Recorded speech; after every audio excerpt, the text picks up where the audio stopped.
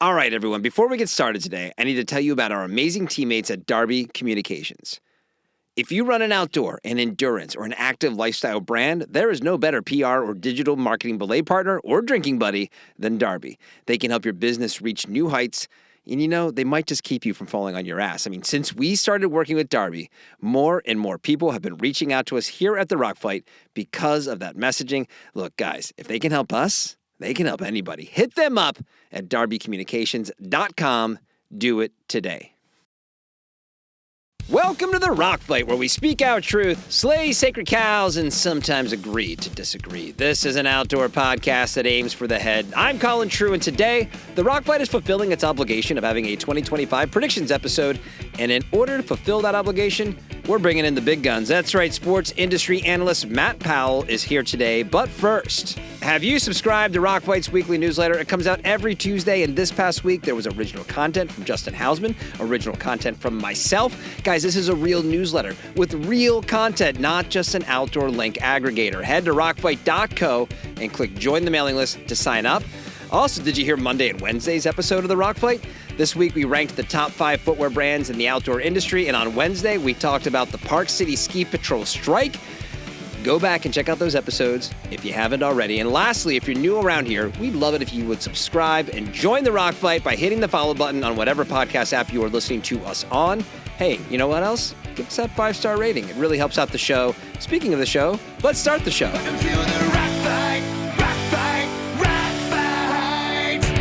As Bane said to Batman in The Dark Knight Rises, let's not stand on ceremony here, Mr. Wayne. Matt Powell is one of the most trusted voices in the outdoor industry. After a career in retail, Matt became a well-known analyst, which he still is today. He wrote a blog for Forbes called Sneakernomics and was the primary voice to come out of the NPD group before venturing off on his own to create his own consulting firm, Spurwink River, in 2023. The bottom line is that when Matt Powell speaks, the outdoor industry screeches to a halt to listen. So producer Dave and I were excited to have the chance to sit down with Matt and get his top 5 predictions for 2025. Look, let's not wait around for this one. You don't need to hear more of what I have to say. You need to hear from Matt. So welcome back to the Rock Fight, where today, producer Dave and I sit down with Matt Powell to talk about 2025. Well, we like to think here on the Rock Fight that we're providing a new form of commentary for the outdoor industry. But today, producer Dave and I are joined by Matt Powell, who, as the ultimate industry insider and analyst for the sporting goods space, has filled that role better than anyone has before or that we could ever hope to. So welcome to the show, Matt. We're very excited to hear what you think is going to happen in 2025. Great. Well, thanks for having me. I'm a big fan of your work, and it's great to be here. Oh, love hearing that. Thank you. That's awesome. That's a massive compliment. He didn't say you, Dave. All right. That was a collective you. That was a collective your. Well, I think, Matt, today we're kind of going to let you cook. You've been around the space a long time. You've seen a lot. New things have happened. History has repeated itself. And so for 2025, you sent me 5 predictions, 5 topics. So let's start with number 5. Number 5, you had listed as the business model for the outdoors. So what's that one? Well, there's a whole bunch of layers to this, but the big idea is the way we have operated in the outdoor industry is deliver all the product in August and hope it snows. And it's not snowing anymore in a whole lot of places. I live outside of Portland, Maine. We have a third of our normal snow so far this winter. A third. There's a local cross-country track that's much beloved that closed after 25 years because they said we are not getting enough snow to even stay open. So that strategy of buying it up front, owning it all, and filling it in as the sell through it just doesn't work. We haven't had a really good winter nationally since 2018. And we've had great winters after the season's over, after January 1st, but nobody makes any money if that happens. So we need to rethink that. We need to get to a 12-month kind of a business where we are able to generate more volume in the off-winter season. We're far too winter dependent. And I think the approach to the business really has to change. The margin model that we're working against is the same margin model we've been working against for 50 years. And the world's a heck of a lot different than it was 50 years ago. We still are in denial about fashion, and that's one of the other things we're going to talk about a little bit later. But we're really in denial that the outdoor business is a fashion business. I would argue all of retail is a fashion business. And if you think about the hot items over the last decade, 40-gallon Yeti coolers, right? Why did somebody need a 40-gallon Yeti cooler? A tech bro in his Patagonia vest. Didn't need it. But why did he buy it? Because it was fashion. What made Stanley tumblers take off? Fashion. What made Stanley tumblers maybe slowing down now? Fashion, right? So, I mean, if it weren't a fashion business, you wouldn't be wearing a ball cap in the studio. I wouldn't be wearing a blue sweater. I'd be wearing a black sweater and a white shirt, and we'd all be dressed the same. And so we need to embrace it without losing the credibility of and the authenticity of what makes outdoors outdoors.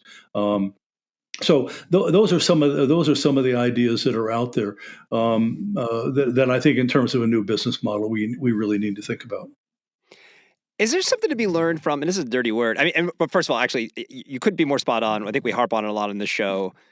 There's so much of the discourse and commentary in the outdoor space is a bubble in itself. The people, the way the inside baseball folks who talk about the industry, and then the way it all unfolds in the actual marketplace.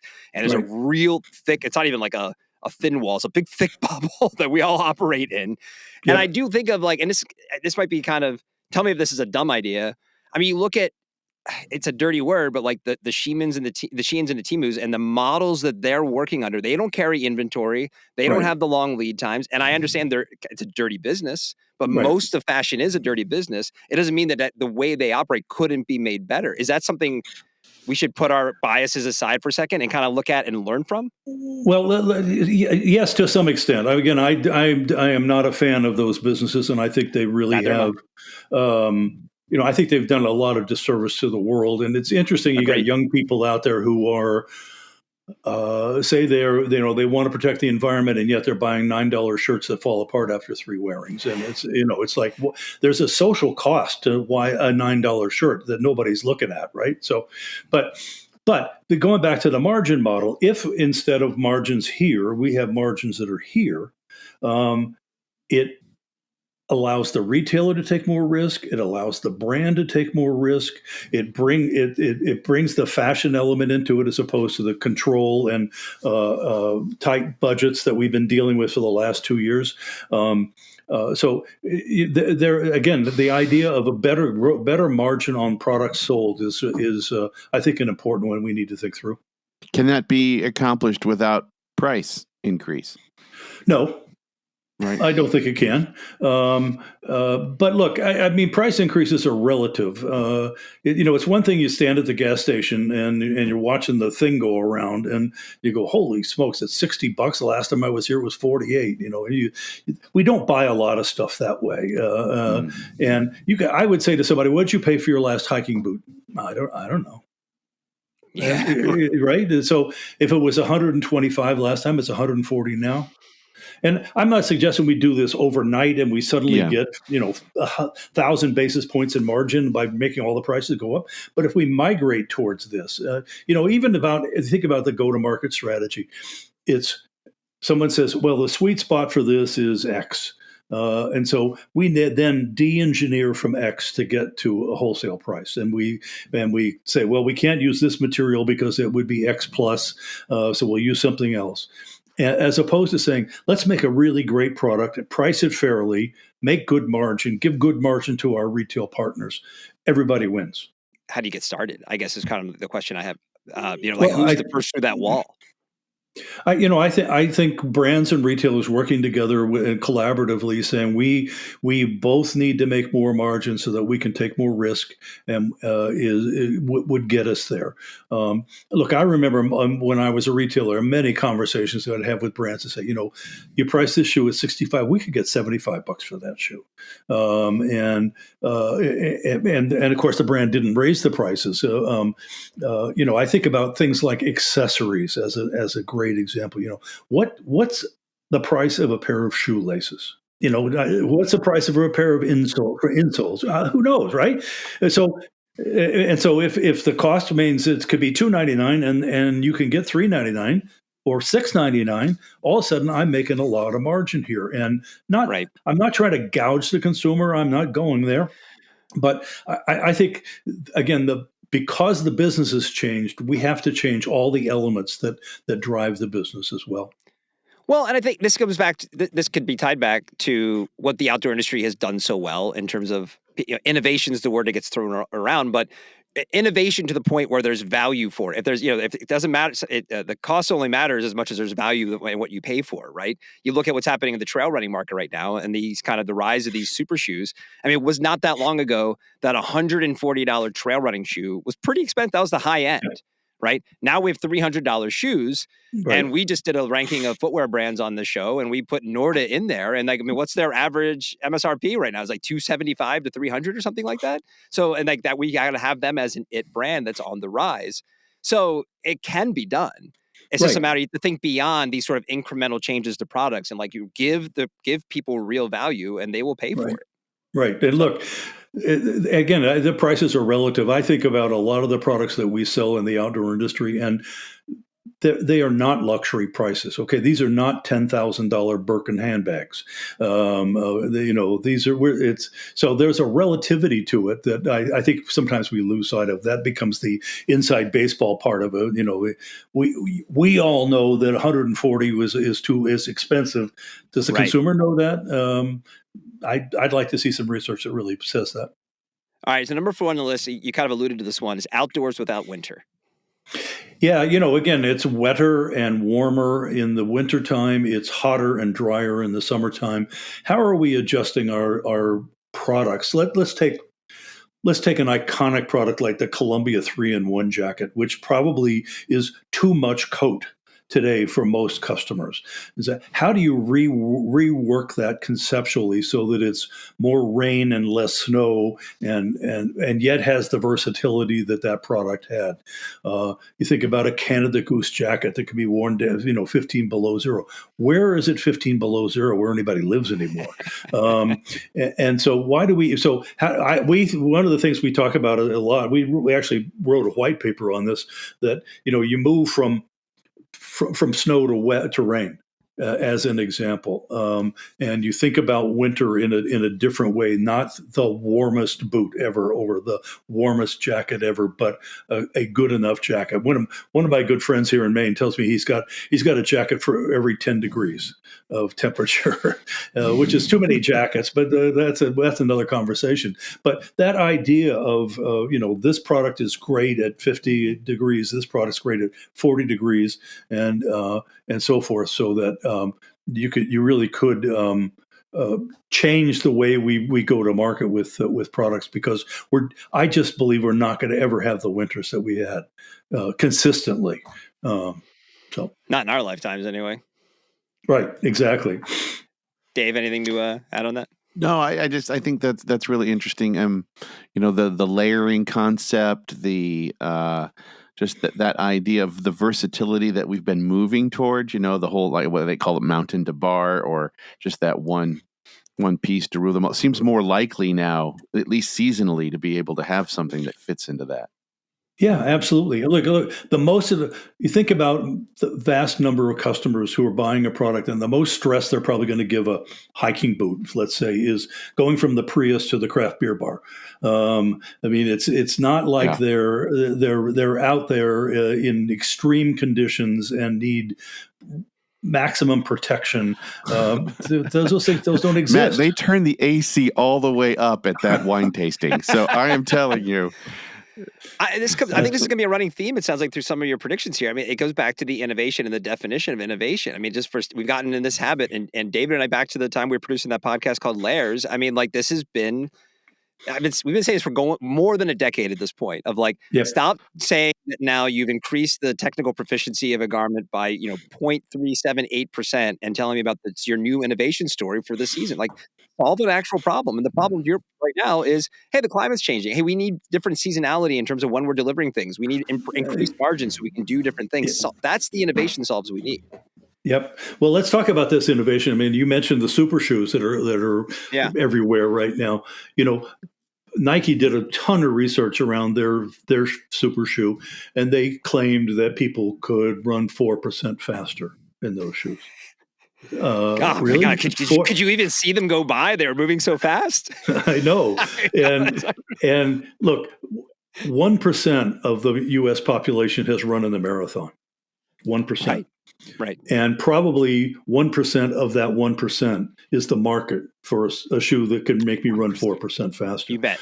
Most of your weekend warriors runners are they're just trying to finish the 3 miles, let alone do it 4% faster. So, I think we get so hung up on the extremes out there of innovation, and ultimately, could carbon plate inserts have a more commercial appeal down the road? Perhaps.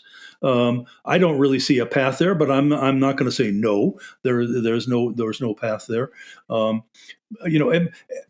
to me, one of the things that's really critical about innovation is freshness, newness, things I haven't seen before, and not necessarily technological breakthroughs, just a new way to build a rain jacket, as an example, or even just the new materials. And by the way, in the active wear world right now, there's tremendous innovation going on in the fabrics that are happening. But they aren't necessarily fabrics that are going to make you perform better. They're just a nicer hand, a better wicking, warmer, or maybe a little warmer or not. We sometimes confuse innovation with just these massive product leaps into the future, and to some extent, it's just about new and fresh. If I come into your store and let's pick on Merrill here, and I'm looking at Moab 3.0, which is really not much different than Moab 2.0. Certainly not cosmetically. And I've got a pair of 2.0s that haven't worn out. Why am I going to a 3.0? Right? You don't need it. Great question. Unless you've ruined the shoe, or the new shoe really truly is an update, right? Yeah. You're really into the Moab. Well, the whole iteration versus innovation we've been dealing with for a long time, and and to your point though about that, we've been trained as brands to tell stories, and I wonder if consumers have been trained to receive stories about innovation. That, like you said, that peak performance always leads the storytelling of the retail cycle, right? And is that going to continue, or does that also need to change in order to evolve this business model? Well, I think it has to change. I mean, I think good enough is a great concept. Now we need to dress that language up there a little bit, but the idea of good enough is perfectly appropriate for most people. And so again, I think. I always say this about the athletic side. The brands need athletes performing at a high level, wearing their products. It gives them authenticity and credibility. The same thing happens in outdoors, although we don't have star athletes to the same extent as we do on the athletic side. But that doesn't mean that every kid thinks he's going to be Steph Curry, or every kid thinks he's going to be a champion rock climber. So I think we need to come up with a new brand language here that really helps explain what good enough means, and that it is in fact good enough. It seems that might dovetail with also this effort for a more inclusionary kind of marketing and brand, again, where the pinnacle isn't always the norm, right? That we set this weird expectation that you've got to be able to, climb without oxygen, at 14,000 feet in order to be an outdoor person. Right. Exactly. Well, on the heels of that, good segue into number 3 on your list, Matt, which is the convergence of athletic and outdoors.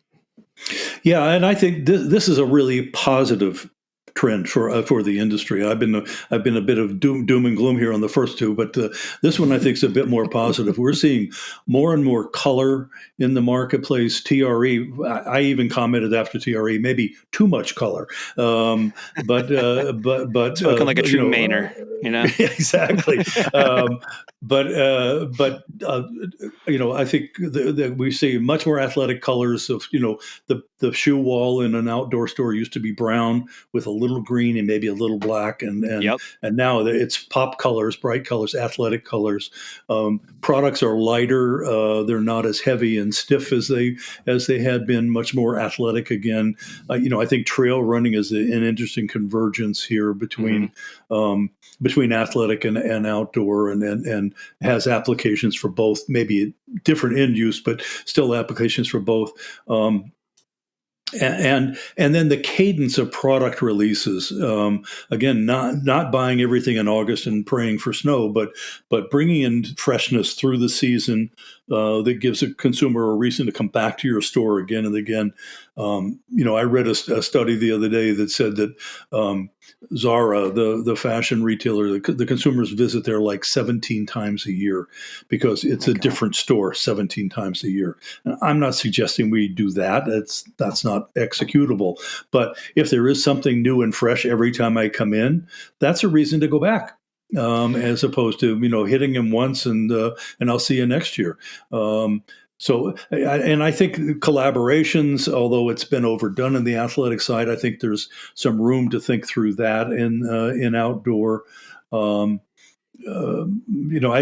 just think there's a whole bunch of really important elements from athletic that if we go back 20 years ago, the businesses were not equal, but they were relatively parity. And now athletic is here and outdoor is still basically here. So I think there's some really important lessons to be learned, and I think people are learning them. And it was a really eye-opening show for me at TRE to see so many hiking shoe brands there making more athletic product and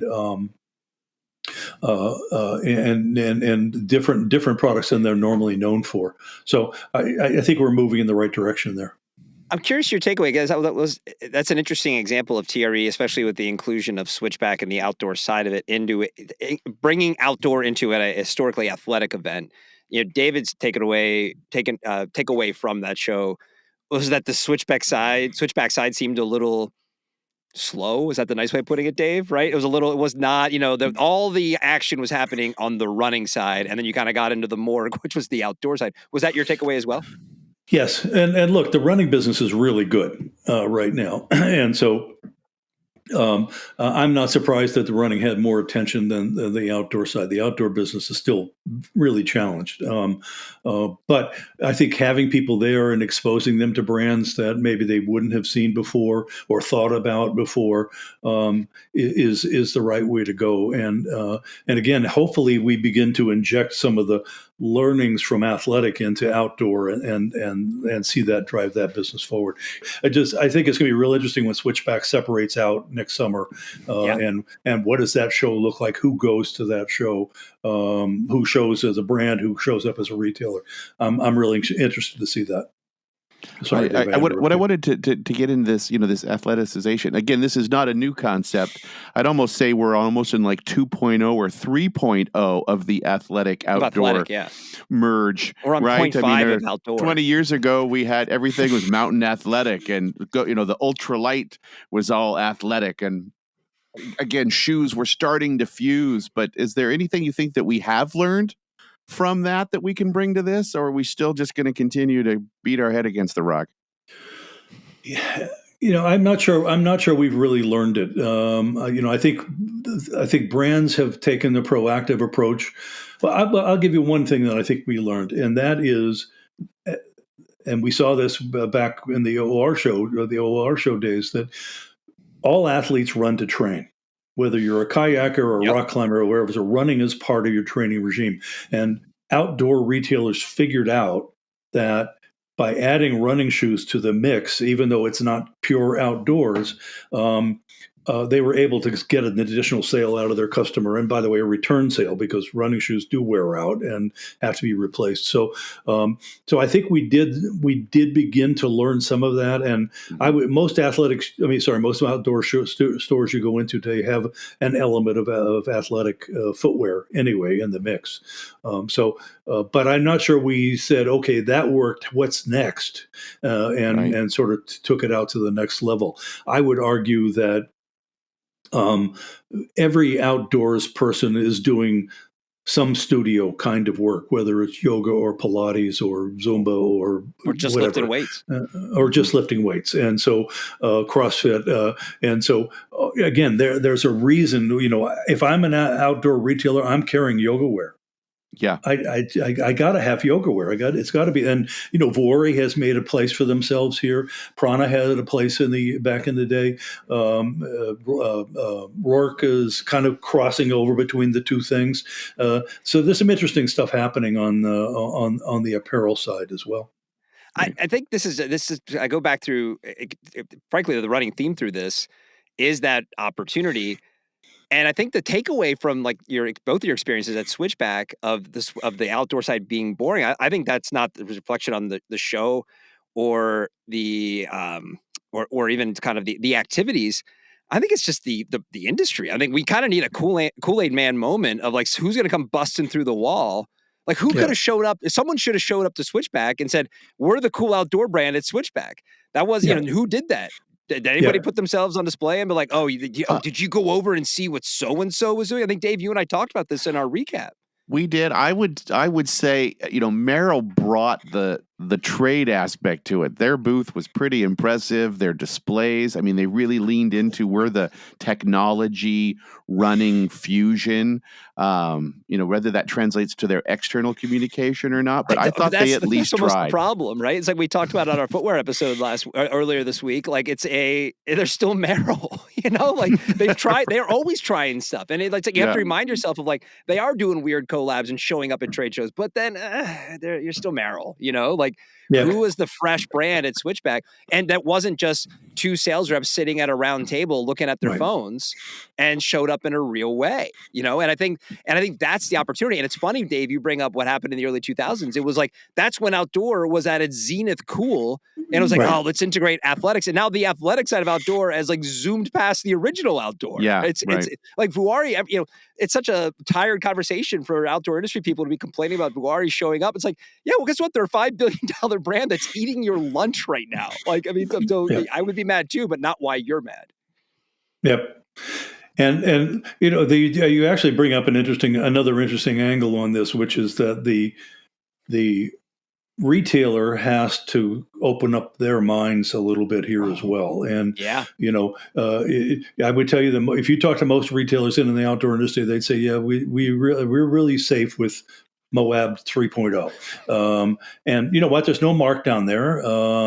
And it's a good steady seller, but that's not changing the world. That's not bringing in a whole new group of customers maybe, or getting people to buy a second pair of shoes or a third pair of shoes. It's just doing the same thing over and over again. And that's the definition of insanity. So, expecting some kind of other result is nope, that ain't going to happen. So some of the criticism we got on our top 5 footwear brands was more it's a safe list. And this was being said by people who are part of some safe brands. And I'm well, listen, we had to choose from who we had to choose from. It's make it cooler next time for us. But one criticism that I did agree that I agreed with was I think Solomon should have been on the list. It should have. We should have mentioned him. That was. But my only defense is I don't think they would have made the cut on the 5 that we put together, but we should have at least said their name at least once during the episode. That was right afterwards realization. What did we do? I can't believe it. I've had, I don't know, 8 or 9, what about these guys, emails or texts, and that's the only one I'm we really missed that one. But to our credit, we did at the beginning of the episode, we said, we're going to miss some here, guys. Yeah, that was it. Well, that's why I don't do lists. Okay. Right? Yeah. Touché. For years, outdoor brands have shouted to the skies, each claiming their gear is better, tougher, and smarter than the next. They bragged about seams and fabrics, about features you didn't need. And when the world started caring about the planet, those same brands tried to have it both ways, making the same old stuff, but slapping on a green label to soothe the conscience. But Livson isn't like the rest. Livson was born to help you strip it all down, to live with intention. Own less, live more. It's a simple creed, but simplicity is what matters most. We've been timeless since before we even had a name. Livson grew out of a deep hunger for freedom, a love for this earth and the people who walk it. We don't obsess over the gear. We focus on the life the gear lets you live. Retailers, think on this. How many brands do you carry that are cut from the same old cloth, filling racks with sameness? Couldn't your floor use something different? A brand that doesn't just sell clothes, but sells a way of being? Livson gear is built to last, to be repaired, to stick with your customers for a lifetime of trails, peaks, and adventures. In the Ozarks, we have an honest, gritty sensibility with a sharp edge of style. It's what happens when the love of the land meets a modern streak. And if you're wondering, Livson's founder, Andrew Gibbs Dabney, can explain it better than anyone. Look, here's the straight talk. We believe in Livson enough to put our name on it. Send in your Fall 25 preseason orders by January 15th. Mention this podcast, and you'll get the Rock Fight preseason special, a clean 2% off stacked on top of Livson's own preseason program discounts. Don't wait. Stock the brand that's burning hot in the outdoor world, the brand that's here for the long haul. Be a rock fighter, not just another retailer. Livson. Own less, live more. All right, number 2 on the list is fashion is not the F word. I think we've been talking about this the whole time, but I want to hear your thoughts on this one for sure. Yeah, well, again, we kind of started out by talking about this, that retail is fashion. Okay, you go to Target and you pick a box of facial tissues, okay, that are going to match your towels. All right. That's a fashion decision, okay? And again, the reason we're not all wearing black pants and white shirts is because it's fashion. And my fashion might be different than yours, but it's all fashion. And Nike, by the way, did this for decades. You know, they did not want to talk about fashion. They wanted to talk about the sport and the athlete and performance. And even though that the vast majority of the shoes that they sold were never worn for their intended purpose, and I don't think the outdoor industry's fully gotten away from that yet. And again, if you think about the hot items over the last few years, the few bright spots, it's been about fashion. You know, I had a Stanley tumbler. Now I got to buy an Og Wallace tumbler, and it's like, you know, but those are things that can make your season if you do it right. Well, and to that point, you think the two of the brands over the last few years that have made a kind of hockey stick inroad, Hoka and Cotopaxi, came in with a traditional product with a little spin, but more about the color. Right? And their color story. I mean, Hoka did bring the Maximalist, so I'll give them a little innovation piece. Right. But still, it's a running shoe. Right. and Hoka was so focused, though, on the maximal cushioning and Ultra Runner. And only when they made the shoes look less bulky. Yeah. And they didn't change it. Well, this was the brilliance that Gretchen Weimer brought to the thing, was they actually just brought the upper down onto the outsole to make the outsole not look so big. And all of a sudden that shoe tipped over from being kind of a niche product to being a fashion product. And that's where the money is. Sportswear is where the money is. If you're only going to talk to the true user of the product, you can have a nice business, but it's going to be a little business. If you want to be a big player, you've got to be able to talk the fashion game. Right. Coming up on a year on, fashion is none of our business from Patagonia. Does that stick in a bad way to them? Or is that just sort of, again, that's another inside baseball thing where it's people like me who are complaining about it. But at the end of the day, it does seem so, because you have to admit that at some level you're producing your products the same way as fashion brands. So there's a crossover. Correct. So and again, right. And they, if everything was made in black, then I would really believe that they thought that, right. And, I think it's a bit of an affectation, but look, it's also part of their story. Now, I think Patagonia has lost a step in the industry. I don't think they are the darling anymore. They certainly are the poster child for sustainability and corporate credibility. But the product is tired. And again, in a fashion business, you can't be tired and expect to win. So maybe the the threat to them by taking that stance is almost like, if you really believe that, then you might be in for some tough times. Right, Because right. actually what you need to do is make something that people want to buy again. Exactly. Yeah. Or buy the next version. And look, think about a brand like Arc'teryx, who Yeah. has really done a masterful job of straddling the true extreme high performance wear with sportswear. They've done it the best. Yeah, it's unbelievable. My wife just bought a jacket, and she calls it a raincoat, and I'm like, okay.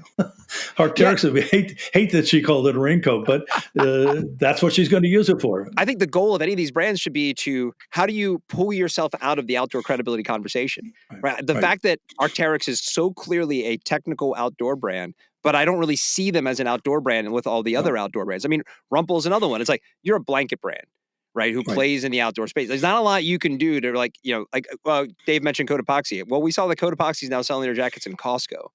And there's a lot of people who see that in the industry who go, oh, can't buy from them anymore. They've lost their authenticity. And isn't a goal would be to pull yourself out of that conversation, of that authenticity conversation, and just be like, no, you're just accepted for who you are because you're so legit. Like that's what Arc'teryx has done. Right. Absolutely. Yeah.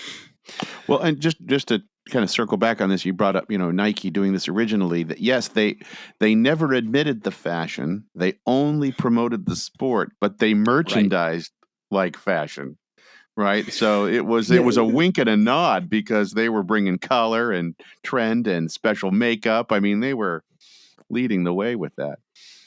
Yeah, although there was a time when it really tipped over there, and they clearly said, we are in the fashion business now. Sure. And, but I agree with you. They did, like Arc'teryx did a great job of straddling the authenticity while being a huge sportswear retailer.